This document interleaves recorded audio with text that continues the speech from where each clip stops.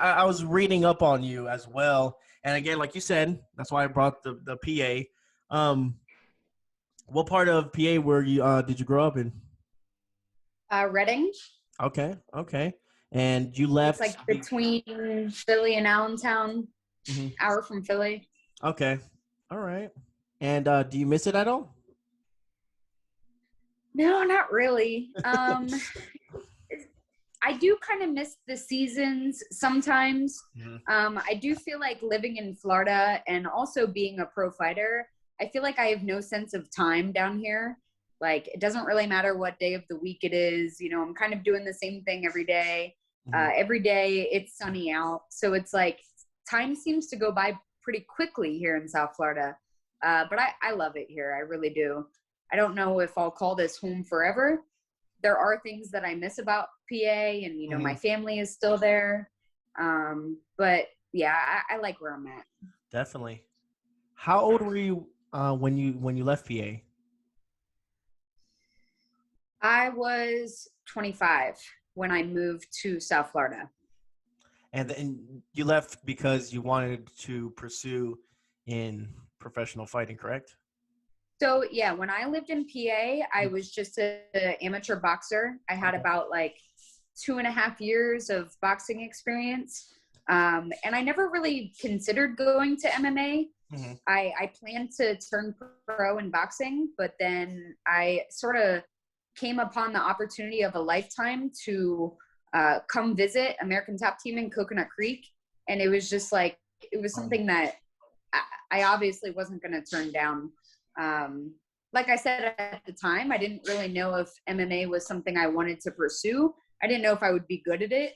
You know, I didn't really know what the future would look like, but I felt like if I had the opportunity to, you know, visit the best gym in the world, like I would be silly to turn that down. So here I am, That's still 4 years awesome. later and still kicking. Yeah. That's awesome. Now, you said, did they offer you a visit, or how did you look them up, or how did that come about?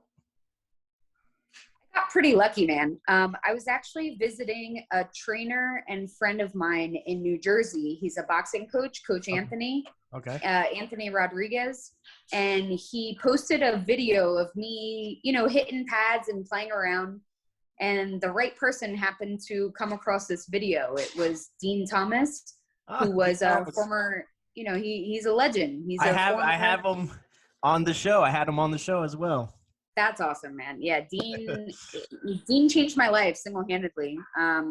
You know, he came across this video and he commented something on it like she's proper or something. And I was like, Dean Thomas calling me proper? I actually messaged him and was like, listen, man, I want to reach my highest potential as a fighter. I don't know if MMA is something that I want to do, but I do know that if I am training under you and I'm training at ATT, I will get there. Hmm. And after a short conversation, Dean was basically like, when are you coming to visit? I said, I'll be there in 2 weeks. Wow. So it's funny, at the time, I was actually getting ready to move to New York City to pursue professional boxing. I was like 4 days away from moving. I mean, my car Wow. was packed up and everything. And when I had this conversation with Dean, you know, I put my trip on hold, took the little bit of money I had left in my bank account, and came down to visit for about a week. Hmm. And the visit went great. Obviously, you know, it was hard. I mean, I had no idea what I was doing, but I knew that it was something that I wanted to continue to pursue. That's awesome. That's again that's ballsy as hell too, especially something that you're not too familiar with. Not even Oh just yeah. not even just the environment, but going. Goddamn, there has to be a damn plane that's going across. Sorry, I don't know if you can hear that, but yeah, not only just pursuing that, but you know, leaving your home, Hmm. you know, getting out of that comfort level and stuff like that. And that's I think what life's all about is just For sure. adapting, and that's how you survive, is just adapting to other places and stuff that For you're. sure. So that's. It's crazy. I mean, I don't think people understand. Like, when I came to visit ATT, I didn't even know what jujitsu was. You know, I never threw a kick in my life. I didn't know how to pummel or shoot or nothing. And my very first class was Steve Mako's pro wrestling class. And, you know, I'm surrounded by some of the best fighters on the planet. Like, I look to my right, there's Dustin Poirier. I look to my left, there's Joanna. And I'm like, That's crazy, huh? you know what I mean? Like, I had no idea what I was doing. Like, it was embarrassing, and it was frustrating. It was hard, but I stuck with it.